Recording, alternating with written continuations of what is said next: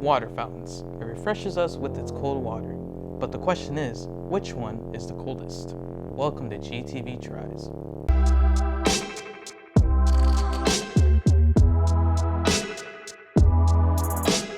Now, in order to figure out which water fountain is the coldest, we have to test out all of the water fountains in the school. Check out this water fountain all the way out here.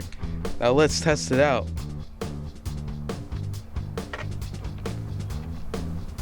Ten out of 10 water fountain. Oh my goodness, this is gonna take a really long time. So we have these 4 water fountains right here, and we're gonna test out every single one. Pretty cold. This one is gross. Don't ever try this one.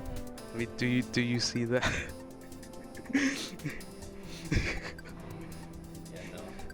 Look at that. There's barely any water coming out of it. Well, they're water fountains. The smaller one's colder.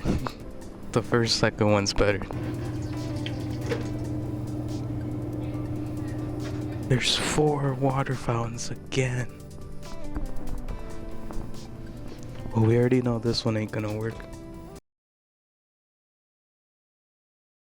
We have finally gathered our data. Now I will be announcing the winner of the coldest water fountain in GHS. The winner is this one, or that one.